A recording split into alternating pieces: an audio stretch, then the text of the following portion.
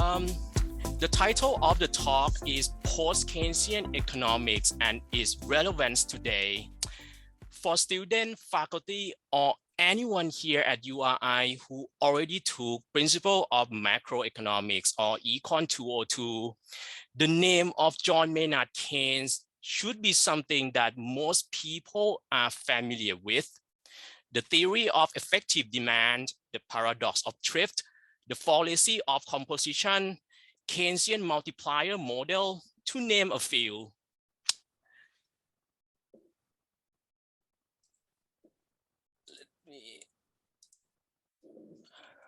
John Maynard Keynes passed away in 1946, but his legacy still lives on. Today, we're going to hear about post-Keynesian economics, which is a school of thought that claims to be closest to the spirit of Keynes' original contributions. What is post-Keynesian economics? How post-Keynesian economics understand the problem this day, and how can it provide the economic solution for the future? Today, we are honored to have an important scholar of the post-Keynesian circle as our guest speaker. Professor Louis-Philippe Rochon is full professor of economics at Laurentian University, Canada, where he has taught since 2004. He is the author of around 150 articles in peer-reviewed journals and books, and he has written or edited close to 35 books. He has been directly involved with at least 2 well-known economics journals that publish post-Keynesian works. He is the founding editor of the Review of Keynesian Economics, and he is the current editor-in-chief of the Review of Political Economy. Professor Rochon has been a visiting professor or visiting scholar in many countries across the world, including Australia, Brazil, France, Italy, Mexico, Poland, South Africa, and the US. And he also lectured in China, Colombia, Ecuador, Italy, Japan, Kyrgyzstan, and Peru. The structure of talk today is going to be the following. We will start by Professor Rochon's lecture for around 35-40 minutes, and then we will spend around half an hour on Q&A. During the talk, if you have any questions, please feel free to put it in the chat box, and I will look at that once we reach the Q&A. All right, I think it's about time. I'm going to mute myself now, and I will give the floor to Professor Rochon to start his presentation.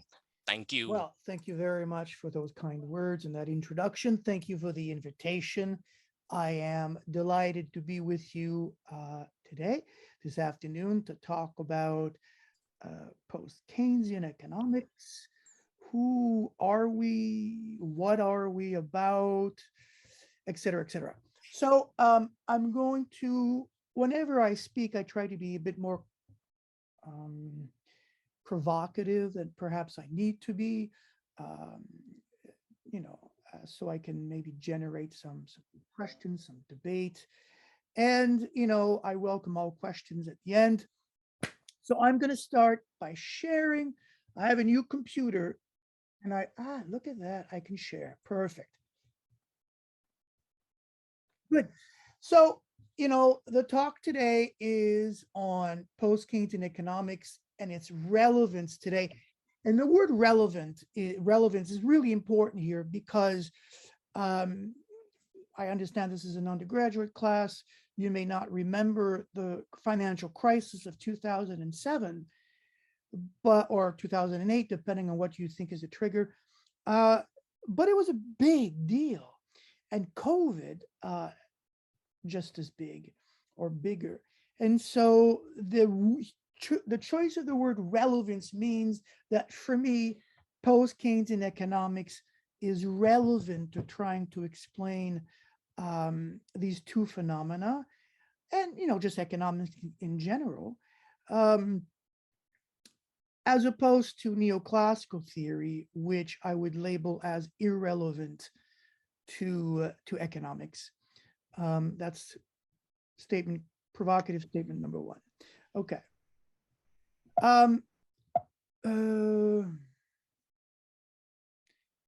so I just found out earlier this morning that post-Keynesians lost a giant, um, a giant amongst men and women, Alle Parges, someone I've known for 35 years, a dear personal friend. He was a great man, a great intellectual. And I see my colleague from Buffalo, Joël Leclerc, who's on this, who knew him as well. It's an enormous loss. And I'd like to dedicate this talk to him today. Okay. And one of his favorite things to say always was, Vive la Révolution. So in the spirit of revolutionizing, in Keynes's sense, macroeconomics, I dedicate this to him. Okay, so you've heard about these two journals I've created. I've helped to create a third one, which is Advances in Economics Education, about how to teach heterodox or post-Keynesian economics. I've got a series of books coming out this summer on central banks, monetary policy, and various other topics like gender and financial stability and the future of money and social responsibility and the environment, income distribution. And, I want to say that these are topics that are seldomly discussed by the mainstream, yet they're completely relevant to what's going on here. And it's important to talk about them. And so, again, it's a question of the mainstream being irrelevant when it comes to talking about important links between, policy and gender and financial and democracy. So these books are coming out later this summer. And I got two of the books. One is A Brief History of Economic Thought. Now, this talk today is based on my chapter in this book. And I, speaking of post-Keynesians, I just finished editing a huge encyclopedia of post-Keynesian economics, and that's coming out also late summer. And I've also edited a previously the Encyclopedia of Central Banking, which contains a lot of post-Keynesian monetary policy entries. Okay, so enough of self-referencing. Let's begin with the Great Moderation. So the Great Moderation was this period, 1995, 1990, something like that, up until 2007, the financial crisis. And this was a period, about 17, 20 years of low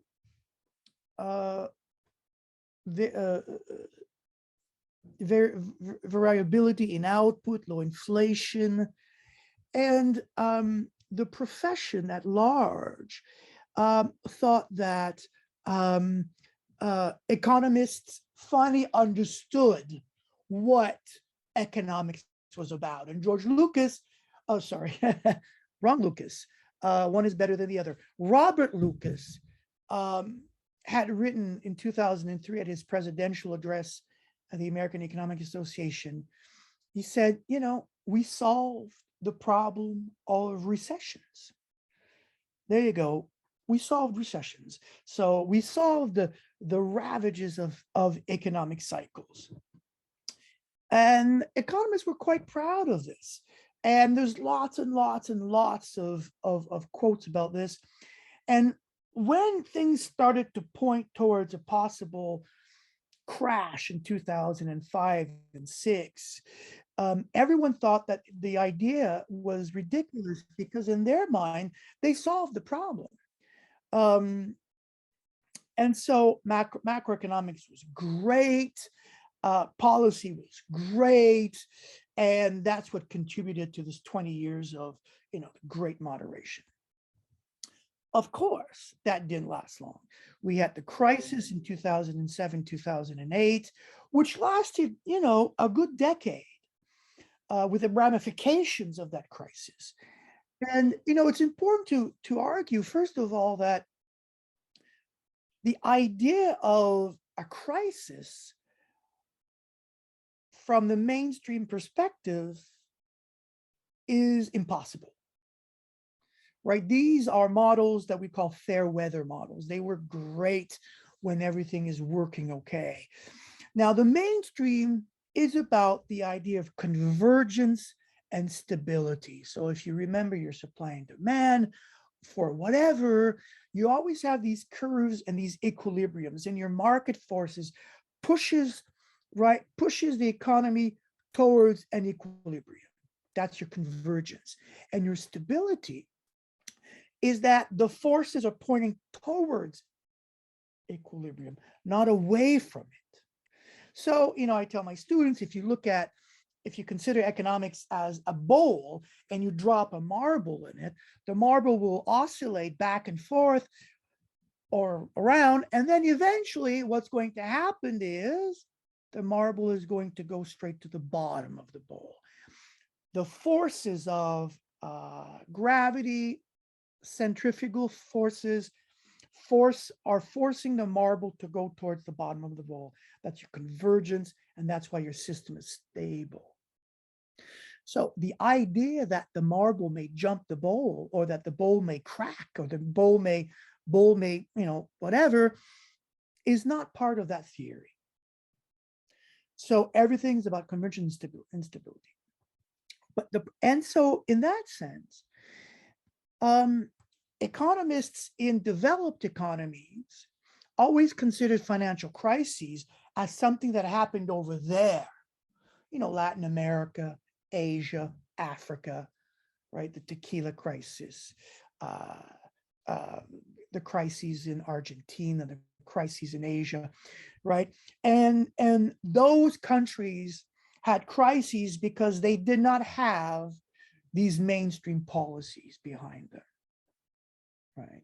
And so the Washington Consensus policies program was a set of 10 policies that was largely based around this idea of privatization and stability, and all these policies that were meant, right, to reflect what economic policies were in these developed economies. And so if you had a crisis, it's because you were not copying our policies. So the idea of a crisis happening here, never considered. And that's why the Queen in 2009 said, "What happened? Why didn't you see this coming?" She asked a bunch of British economists. And that's because, the models don't allow for it. Now, there's a problem with that view, however, and reality, because in reality, capitalism is not a stable system at all. In fact, if you look at the history of capitalism, or at the history of crises, which is a better expression for the following slide, you'll realize that what we're doing is just we're going from one crisis to another, and with increased frequency. So, for example, the first ever financial crisis that was recorded was the Great Financial Panic of 33. It was a banking crisis. And then the next crisis was 200 years later, and then 400 years later, and 700 years later. And then, of course, some 1,000 years later with the tulip mania, right? John Kenneth Galbraith wrote a great book on tulip mania. It's short, 100 pages, quick read, and it's a great read. But then after the 17th century, comes the 18th century and 10 crises and 15 crises in the 19th century. And by the 20th century, we're now counting 5 or 6, 10 crises per decade. So you can see the frequency and the amplitude of these crises are becoming more and more frequent. And so the question is not if we're going to have another financial crisis, it's when. Certainly in the next decade, certainly. And so because of this view of crises now, economic theory must have something to say that is relevant about what causes crises, right? What causes that marble to jump that bowl, and how to prevent it if we can, and how to resolve it. Economics is about policies. And if you don't have any relevant policies, you are, by definition, an irrelevant theory. And we know that during crises, neoclassical theory has very little to offer, except, loose money and tight fiscal policies, austerity. But, we know that, we looked at the beginning of the financial crisis in 2007, 8, 9, austerity made things worse. 2009, countries started adopting expansionary fiscal policy. And the world started breathing a little bit better, right? It was in a friend of mine, Skidelsky, the biographer of Keynes, wrote a great book called The Return of the Master, because that's what it was. Countries just turned to Keynes to solve the crisis.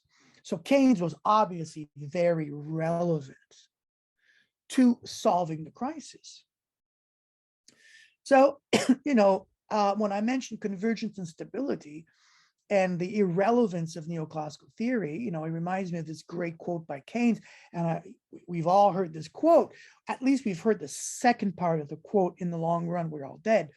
But the first part is, economists set themselves too easy, too useless a task if in tempestuous seasons they can only tell us that when the storm is long past, the ocean will be flat again.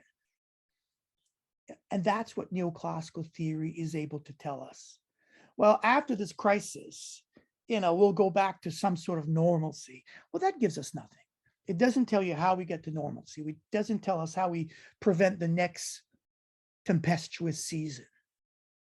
And this is what Keynes meant, after the storm is long past, this is the long run. Well, in the long run, why talk about it? We're all dead. What we need to talk about is here and now.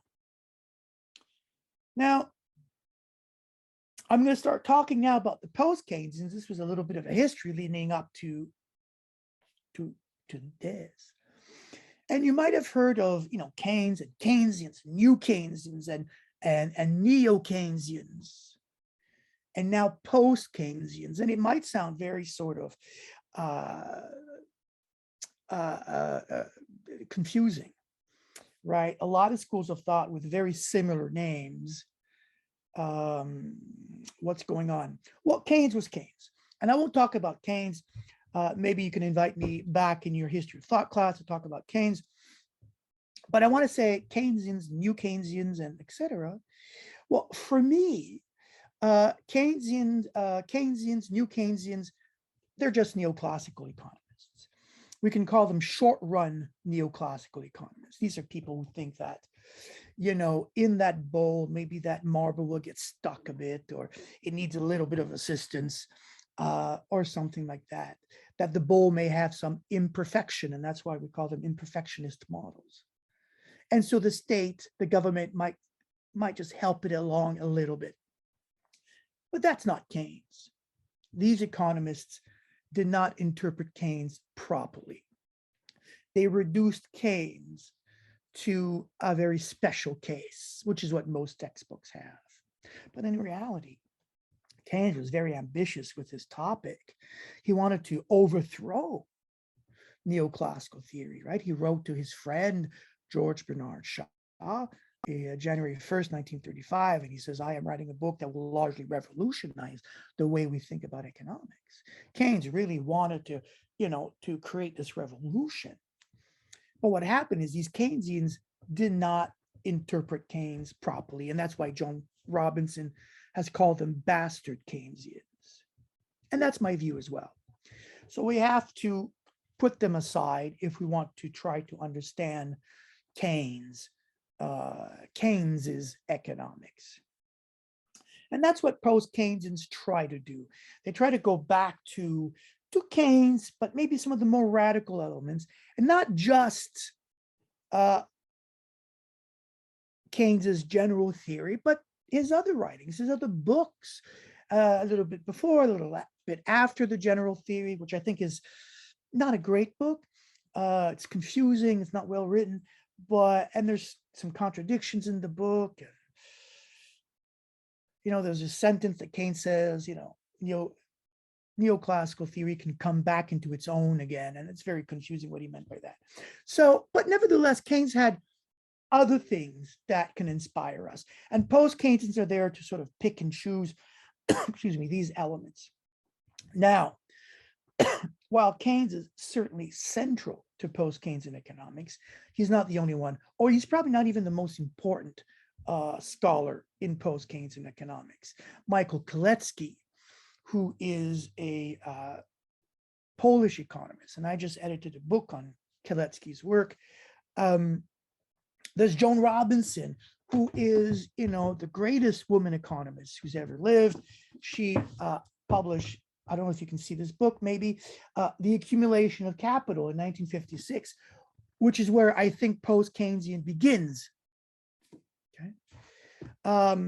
I think that the theoretical roots of post-Keynesian, of course, the ideas that post-Keynesians espouse have been around for hundreds of years, but bringing them all together as a school of thought, I think begins with Joan Robinson's Accumulation of Capital.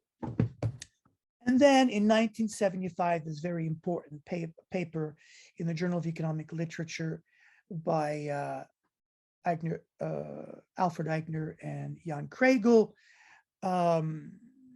sort of was the first time that an article was published with the word post-Keynesian in it. So in that sense, post-Keynesian economics is very new. It's only about 50 years old. Whereas neoclassical theory can go back to, let's say, 1870, with publications by Jevons and the likes. So it's considerably much older, 150 years. So we got some catching up to do. And so one of the things that we need to understand about post-Keynesian theory is that, we reject the idea of microeconomic foundations. Macro is not based on micro. If anything, micro is based on macroeconomics. So there are macroeconomic foundations to microeconomic. I can answer questions about that. But there is something called fallacies of composition, which are paradoxes. And the paradoxes, and I'm not going to go through all of them, and there are more of them, there are about 10, but I've put down 4 of my favorite ones. But the idea of a paradox is that something that may be good at the microeconomic level, I'm just watching the time, something that is good at the microeconomic level may not be good at the macroeconomic level. Okay. So for example, if I save money, that's good for me. I'm saving for my retirement, for a rainy day. And so individually, saving money may be a good thing. But if we all save money, no one's spending as much money anymore. So the guy who's selling pizza, he's not selling as many pizzas. So aggregate demand goes down. And that could lead to a recession, right? Contrary to what neoclassical theory will tells you, that higher savings leads to higher investment and a higher growth. Post-Keynesians say it's the opposite.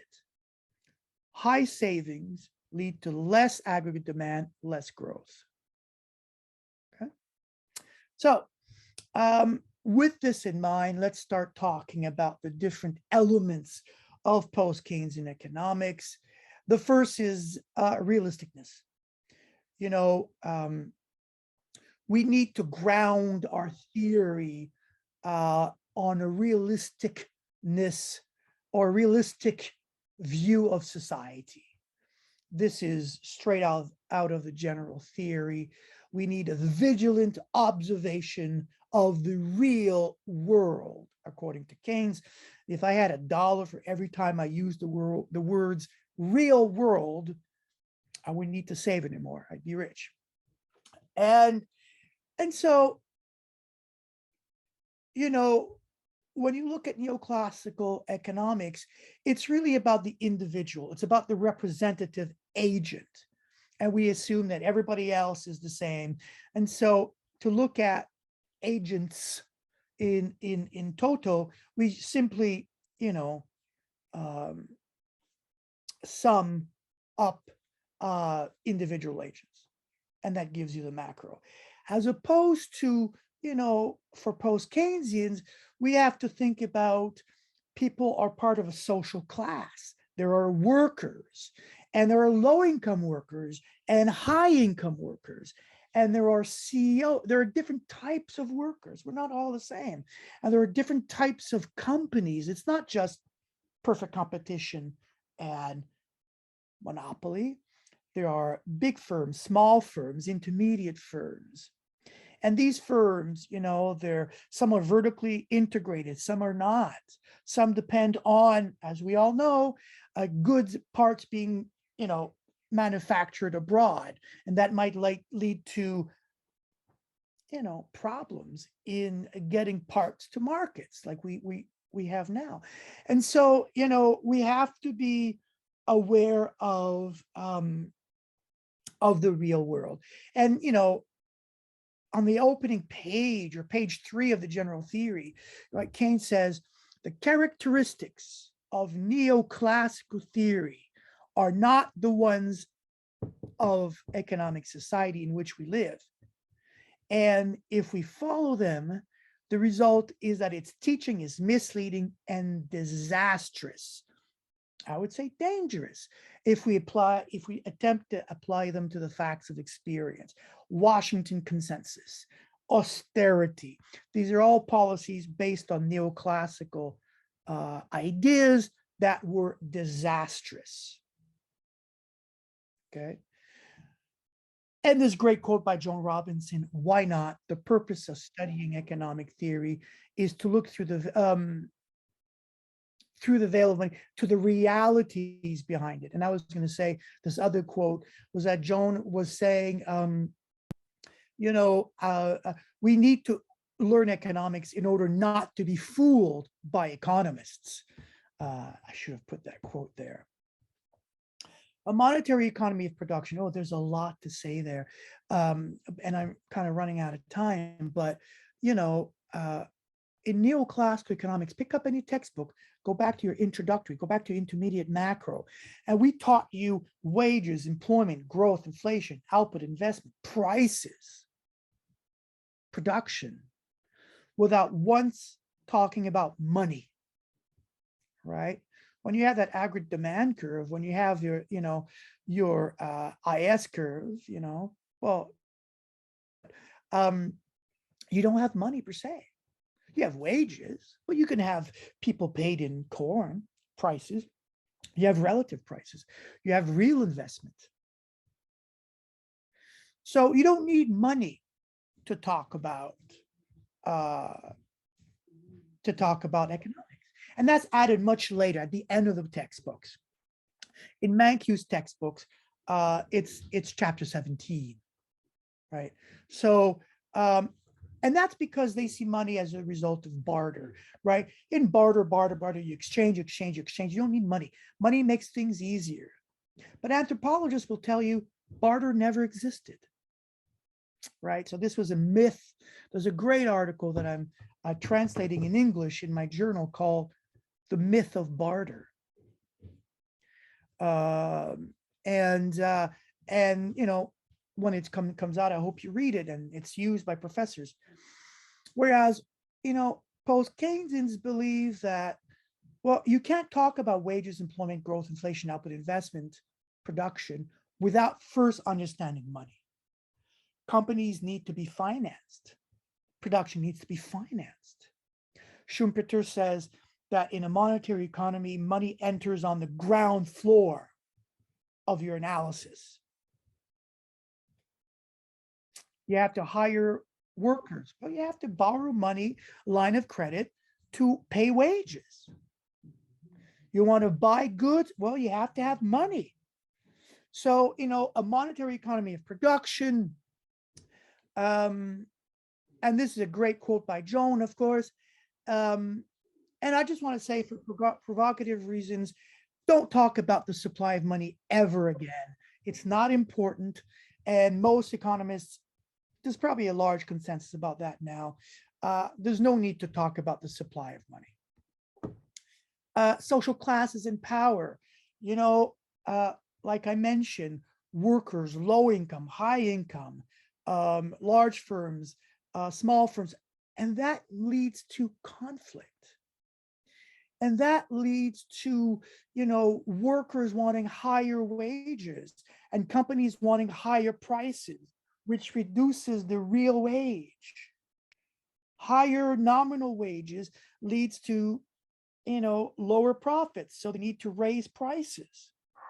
A new study today by the Canadian Centre for Policy Alternatives by David McDonald looked at that, precisely that, during COVID. And he concludes that firms just took advantage and raised their profit rates, their markups, in order to generate more profits, which means workers are made worse off. So there's conflict there. And this, goes back to the classical authors of Marx, but also Smith. Adam Smith was all about conflict. And inflation, as I just explained, is about conflict. Don't talk about money and inflation. They're not related. Okay, they're not related. Inflation is conflict-based. It's the workers who want to have higher wages, firms want to have higher profits. That's your source of conflict and inflation. Instability and fragility. Well, so if neoclassical economics is about convergence and stability, post-Keynesians are about instability and fragility. And this goes back to Hyman Minsky. Periods of stability creates instability. Okay. Crises and recessions are endogenous. I personally don't think there's anything such as an exogenous shock. Everything is endogenous, even in terms of environmental issues. I don't believe in black swans. Okay. When everything is stable, companies want to make more profits, and you make more profits by adopting riskier investment plans, which makes your economy more fragile. Okay, and that generates the instability. Okay. Effective demand. That's the essence of post-Keynesian economics. Economies are demand driven. It's not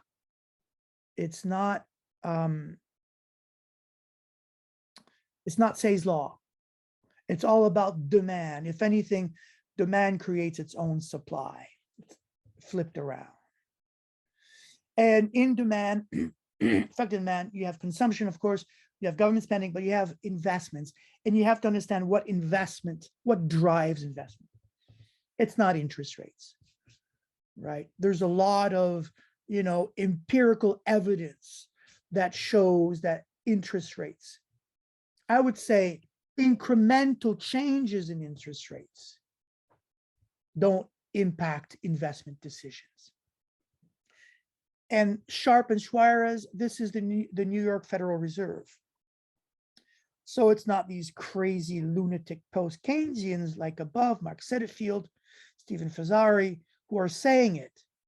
but also Paul Krugman, and it's also, others. And so, yeah, what happens is monetary policy is a blunt instrument. If you push that interest rate way up, like the Federal Reserve will be doing by the end of 2023, you're going to collapse your economy. Incremental changes may not lead to changes in investment, but cumulative changes in interest rates eventually will break your economy. And that's something that goes back to Joan Robinson. There you go, Joan, once again, 1943, in a nice little pamphlet. Firms producing consumption goods would make greater profits. Oh, yes. And so for me, what determines investments is uncertainty, is the expectations of the growth of effective demand next year. And not only that, is whether that growth in effective demand is deemed temporary or long lasting. A company is not going to build a new factory if the growth in effective demand is deemed to be temporary. Companies must be sure or must have some sort of certainty or strong belief in their expectations in order to invest. And that goes to Joan Robinson. They have to have sufficient confidence that the higher demand would continue in the future. They would enlarge the capacity by building more plants. Okay. Income distribution. I think income distribution is the foundation of effective demand. We're talking inner class, interclass distribution. These are different propensities to consume. If you remember your multiplier, the higher the propensity to consume, the higher the multiplier. We know that low-income workers spend more. Their marginal propensity to consume is higher. So if we redistribute money away from high-wage earners, firms, towards workers by raising wages, you're going to have a higher net multiplier effect. The greater multiplier effect from increased wages will outweigh the fall in multiplier from that distribution away from high income earners. Okay. And that leads post-Keynesians to ask whether economies are wage-led or profit-led. What leads to growth in effective demand? Is it higher wages or higher profits? And that's a debate that post-Keynesians are having. But it has some implications, but they do come down to the fact that economies are demand-driven nevertheless. Involuntary, I'm almost done. Involuntary unemployment, unemployment is the result, I'm not sure what the sentence there, is the result of a lack of aggregate demand, not the result of high real wages. So when you draw your labor demand and labor supply curve, throw that out, don't pay any attention to it, don't pay attention to the wizard behind the curtain. What really drives aggregate demand, what drives unemployment, what creates unemployment is the fact that we're not consuming enough pizzas and goods, okay? And we're not consuming them maybe because it's a problem with income distribution. But nevertheless, unemployment is a result of a lack of aggregate demand. And that's where government spending comes in, right? If aggregate demand falls, there's a role there for government. And I'll talk about that in a few more slides. In other words, unemployment is not a choice between labor and leisure, as we tell you in micro classes. People are unemployed through no fault of their own. Okay. Uncertainty in historical times. So I touched on uncertainty a little bit. It's the idea that we don't know what the future holds. Keynes tells us We simply do not know. What's the rate of interest next year? We don't know. What's the level of aggregate demand growth rate next year? We don't know. What's the unemployment rate next year? We don't know. We don't know. And so in this, uncertainty, firms may have difficulty in making investment decisions, in moving forward. It doesn't mean that they won't, but they're going to have difficulty. Look, neoclassical theory tells you that investment depends on the interest rate. You lower the interest rate, investment rebounds, right? You got that negative, that's your IS curve. The problem with that is you can't find that in the data. Right? You can't find that in the data. It's not empirically validated. And so, and plus, interest rates were pushed down to zero. Well, why didn't investment rebound?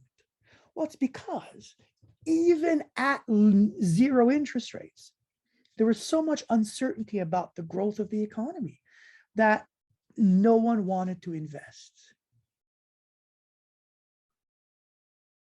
And so uncertainty is a very, Keynes talks about animal spirits, and you see that creeping up more and more in more mainstream documents. And so they're kind of like waking up to this idea of uncertainty.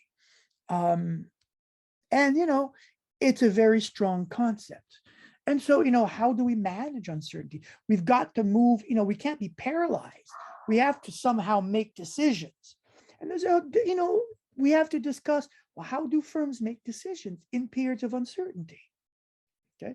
Something to say about that, about fiscal policy. 9, institutions matter. It's not just individuals that are atomistic.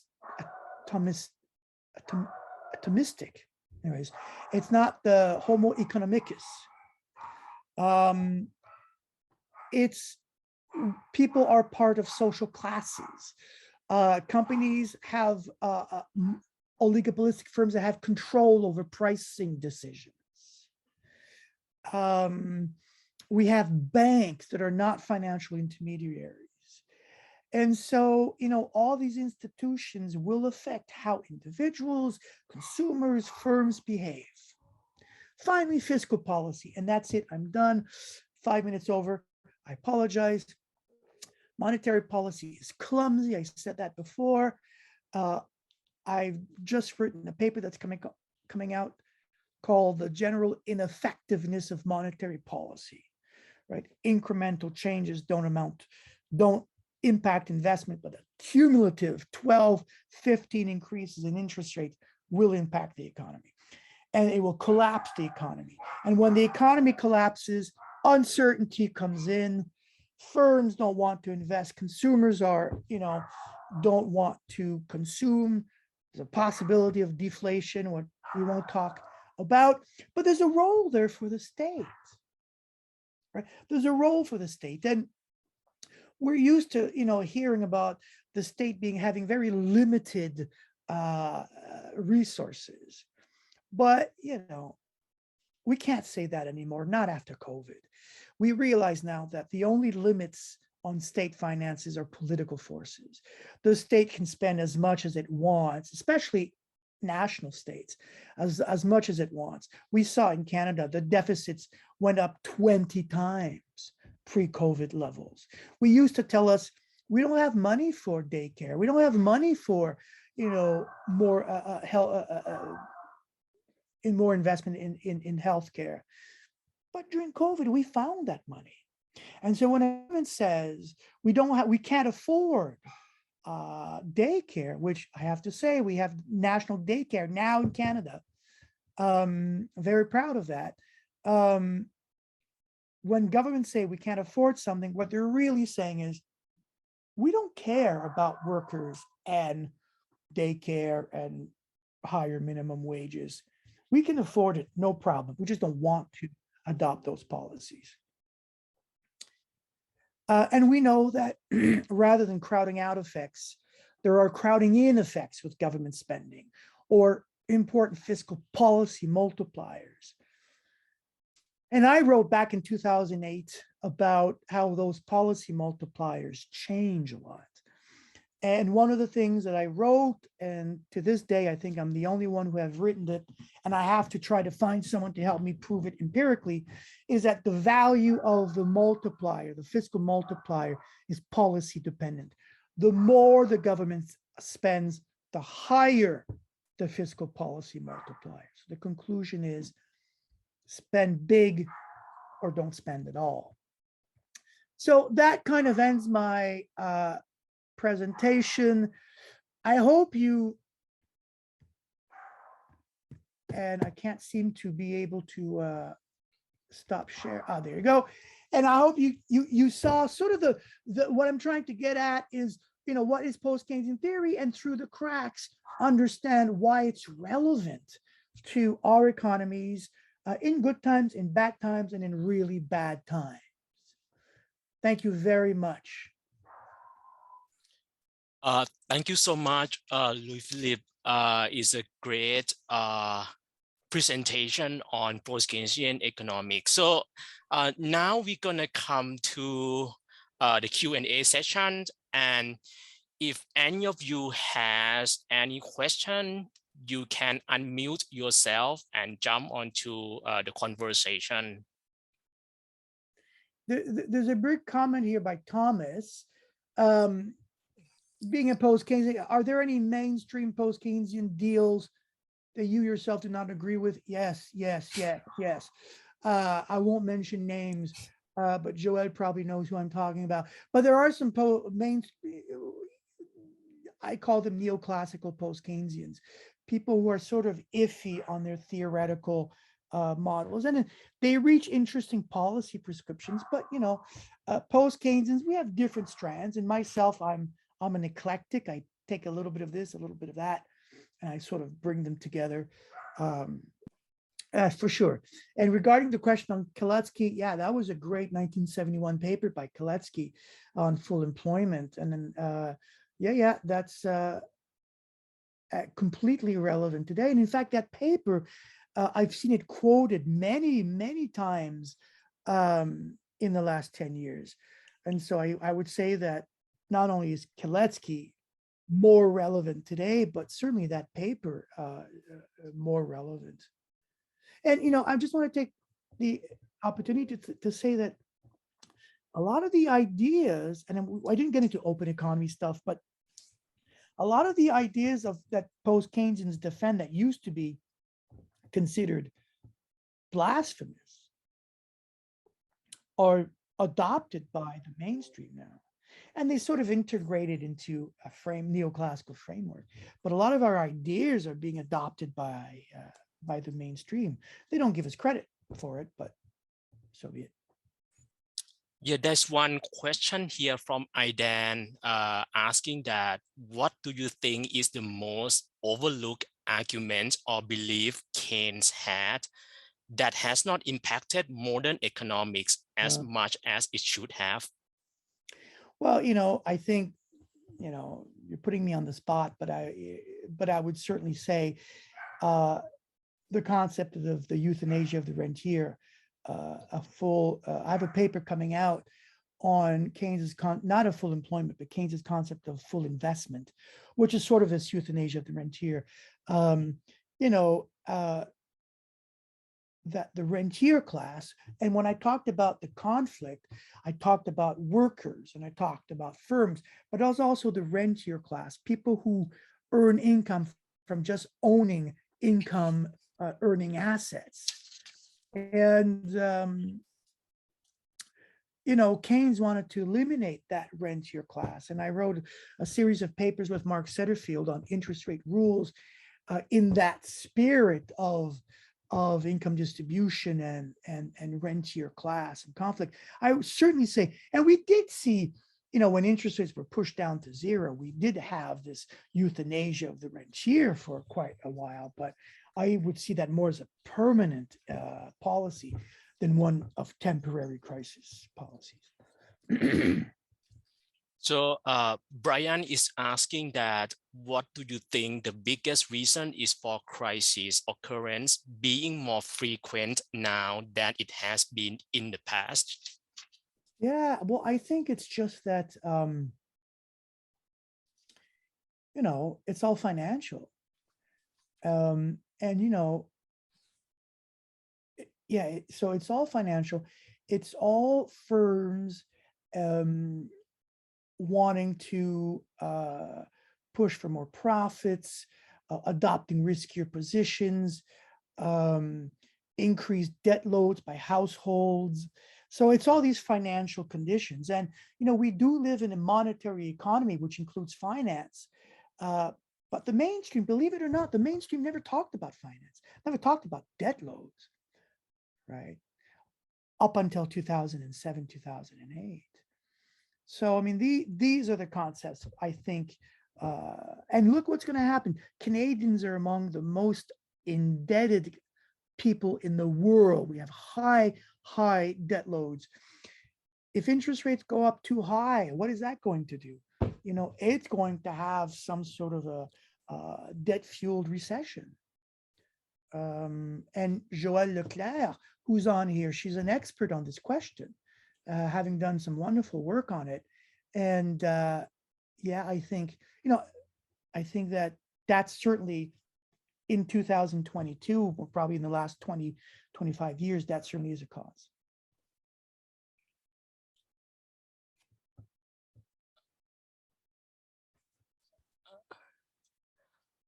Before we jump to the next question in the chat box, can you explain again? I know that you already touched upon this point in your presentation, but how post-Keynesian economics explain inflation? I ask this question because it's a hot topic right now, that inflation is very high, especially in the US, and how post-Keynesian explain and how is different from mainstream or neoclassical economics. Yeah, so first of all, let's begin with rejecting the general definition of inflation, which is defined as a general increase in price levels. That's not what happens, right? It's some goods. Most of the inflation right now is automobile. There's certain sectors.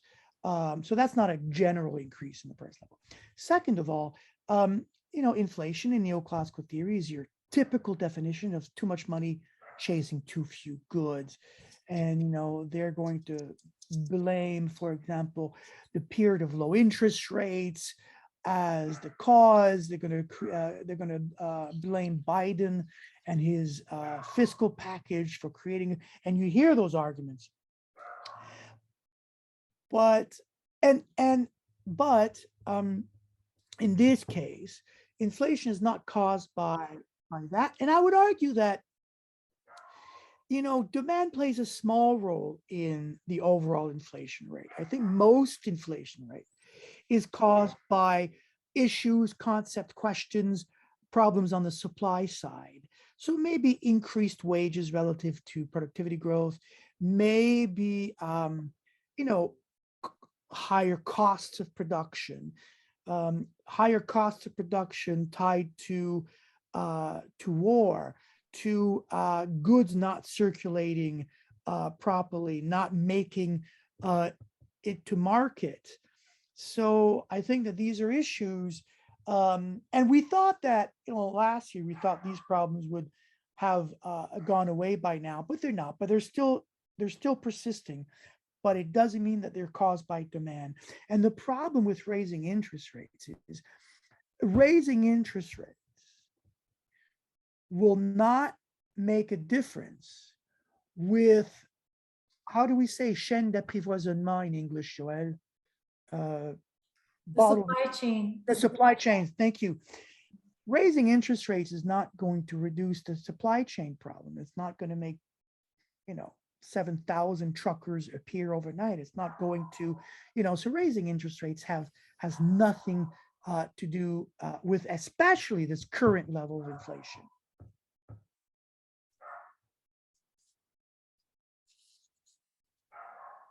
If you want to lower interest rate, get the goods market, get the goods moving again, solve the problem. John Kenneth Galbraith, because of the oil prices, John Kenneth Galbraith used to advocate for buffer stocks in oil. buffer stocks and raw materials. And Biden came out last week and said he was going to allow, I don't know how many barrels of oil to go onto the American market, and hopefully that's going to reduce prices in oil. But again, high oil prices is not a problem. In my view, if it reduces, consumption and gas consumption and less cars, and anyways, we don't want to get into ecological arguments. But so to Eric, what do you think is the aspect of post-Keynesian economics that you use the most in your works? First of all, it's the hyphen between post and Keynesian. I just wanted to point that out. But I would certainly say that it's, the whole concept of financing investment, financing production, financing goods and workers and wages. And, in honor of my great friend Alle Parges, who passed away, it is about how money is part of a circuit. And you have to understand how money travels through the economy from the beginning, which we call the creation of money, to the end, that we call the destruction of money. And there's a circuit of money there, and there's some steps that we need to understand, and that's going to shed light on the proper policies. The mainstream has a very boring view of money. Central banks create money. That's it. And it's inflationary. But in the real world, so much more complex, so much more complex, I would say, and dynamic. And Alle Parges used to talk about the dynamic circuits of money. And I think that this is something that we need to talk about and talk about. Talking about the influence of post-Keynesian economics on mainstream, I also saw that like last year, the Federal Reserve of St. Louis produced a couple of papers talking about how money works in the real world.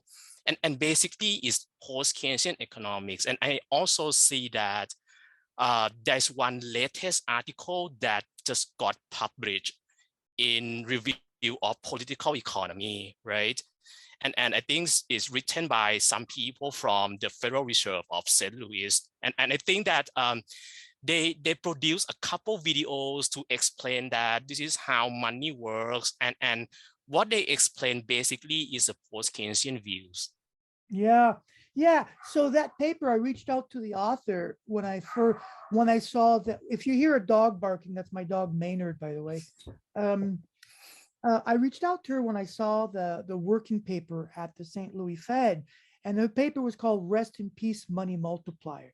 And so the argument in the mainstream was this idea that, the supply of loans is limited by the availability of money, and that the central bank could increase the supply of bank loans, that the money multiplier. And, the Fed, and of course, we've been arguing against that for a long time. But the Fed, she wrote a paper called "Rest in Peace, Money Multiplier." So I reached out and she developed that argument. I'm glad you brought it up. And I published it because I've got some problems with the paper. It doesn't talk enough about this or that, but at least the idea that the money multiplier is dead coming from someone at the Fed, I think is worth publishing and getting out there. Yeah, a couple years ago, there was another paper that published by the Bank of England, right? The Maclay paper. And so the Maclay paper, they talk about what I think this paper is weak on. So if you put those two papers together, I think they complement each other very, very well. Very well. Yeah. So Peyton asked that if you could go back in time and contribute to the publication of any major economic theory, what paper would you choose to work on and what would you change about it? That's a good question. You know, again, you know, I would need time to think about it, but one paper that comes to mind, and someone I didn't mention in this presentation, is Nicholas Kaldor. And Nicky Kaldor wrote a paper in 1970 on endogenous money, which was sort of the endogenous money isn't here, by the way, in 1956. But, you know, he wrote this paper in 1970. And I think that it's sketched out nicely, but I would certainly develop it even more, which he did later on. And the other thing is I would go back, you know, I would go back to I would go back to Keynes, the general theory. There are some passages in there that, oof, there's some chapters in there that makes me cringe. And I would go back to him and sort of make him read Post-Keynesians and sort of help him rewrite the general theory, which is what Jeff Harcourt, who also passed away not too long ago, they tried to do in this book. It's a 2-volume book called The Second Edition of the General Theory. And this is kind of what they tried to do, not too successfully, but nevertheless, I would certainly take that and go back to Keynes and say, rewrite certain passages. Yeah. I think someone here asking about China, but let me frame the question in this way that I think in your presentation, you say that post-Keynesian economics think that institutions matter. Institution matters. I think the question might be that with the rise of China, like in the past 10 years, everyone talk about China, China GDP, the size of the economy, everything. Is there any change about institutional context that we have competing power between the US and China that make post-Keynesian economics need to be careful or like think about some of the proposals, contributions again? Yeah, look, I'm all in favor in discussing the rise of China or, you know, BRIC countries, etc. But, you know, I think that it all comes down to the currency, the US dollar versus the Chinese dollar. And there's a lot of talk recently, especially with the war in Ukraine, about the rise of the Chinese currency and how the US dollar will collapse and everything, and that's going to lead to a shift in power, etc. That's not going to happen for 100 years. Hegemonic currencies don't disappear over one event or over 25 years. Look at what it took to displace the British pound as the hegemonic currency in early 20th century, right? A world war, a reconstruction of Europe. And that's where you had this shift towards the US currency. And so, you know, I don't see, and if you look at currency reserves, foreign reserves in central banks around the world, the US dollar is still the dominating, hands down currency. And so a threat from Chinese currency or other currencies is a long way from here. I don't know if that answers, but that's certainly what came to my mind when I also read it. Nick asking this very hot issue right now, which is about cryptocurrencies. He said that, would you say that the rise of the non-Fed currencies, such as cryptocurrencies, have any impact on how post-Keynesian economics is approached? So, thank you. One of the edited books I'm doing is on that. There's some it's central banking monetary policy and the future of money, or the future of monies, I think is the title. And first of all, let's stop calling it money, because let's not even call it a currency. It's not a currency. And it's not backed by anything. So it's not a money. It's simply, there's no difference between a crypto token and, cigarettes that you used to pay. I mean, there's a technology there that people say is promising, but the idea of cryptocurrencies, we have to be very careful. And I think that they're a pyramid scheme. That's what cryptocurrencies are. They're, and any asset that's not based on some sort of which is not backed, is a speculative asset. That's all. Right. Yeah, that's a very hot topic now, that it seems that a lot of my students are very, very interested about crypto, Bitcoin. Yeah. And I think that it's certainly something that we need to address. I think China is trying to eliminate it. I really think we need to eliminate them. And I think in terms of policy, I think central banks, should create an electronic money, and the government should make illegal all other, just like a currency. All monies in the United States are illegal. You only can use the US dollar to discharge a debt. I'm sounding like an MMT here, but you can, thought that would make you smile. But, the US dollar, you can't go and discharge a debt or buy something using other stuff. So anyways, we should maybe encourage the legal creation of an electronic money by central banks. And then, and I think MMT would be in a great position to comment on that. I don't know if they did. Joel might know more than I do, but I haven't seen anything by an MMT on a cryptocurrency.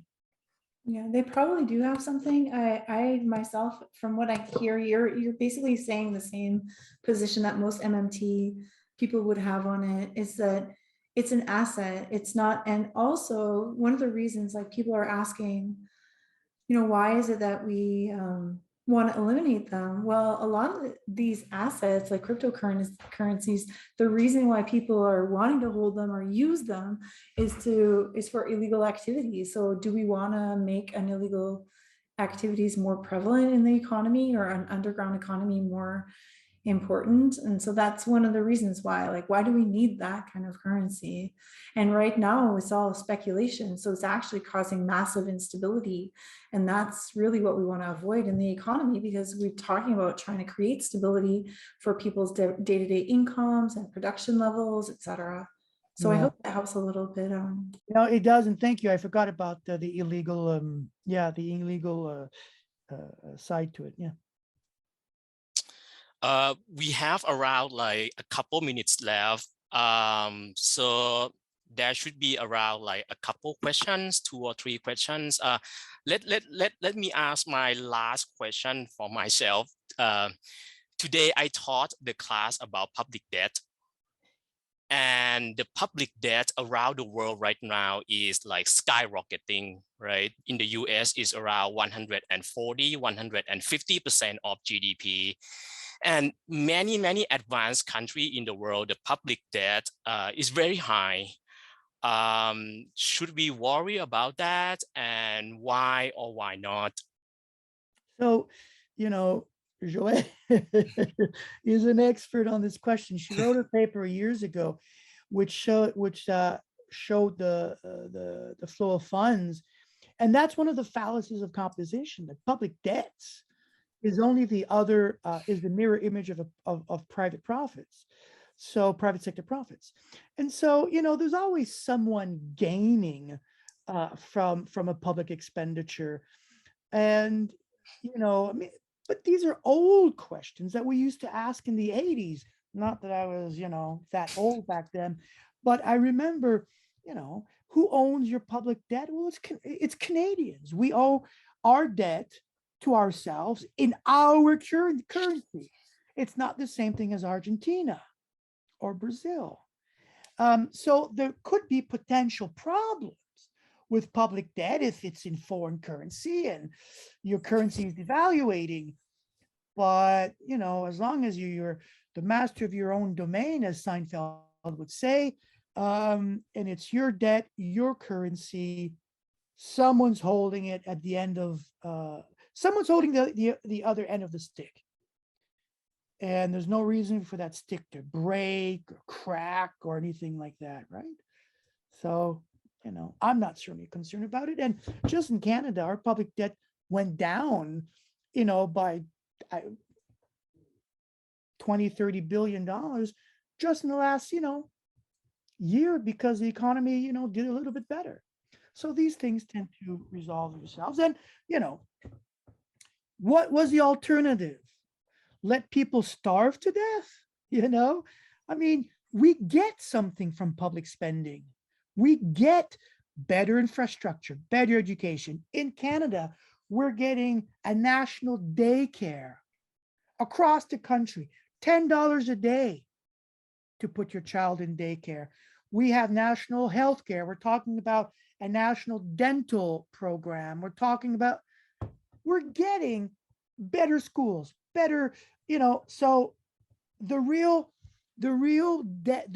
burden on our children and grandchildren is leaving them with a worse infrastructure than what we have now.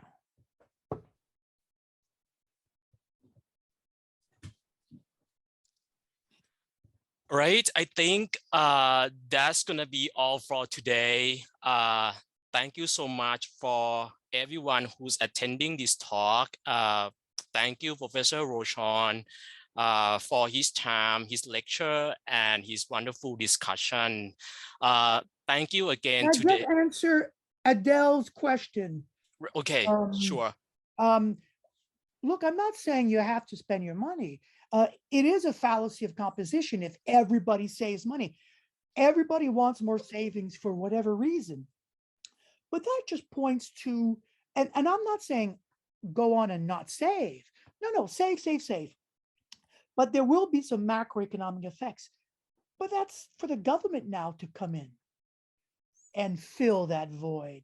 So we all save, we all feel better, we have bigger savings, better retirement, and then the government picks up the slack, right? So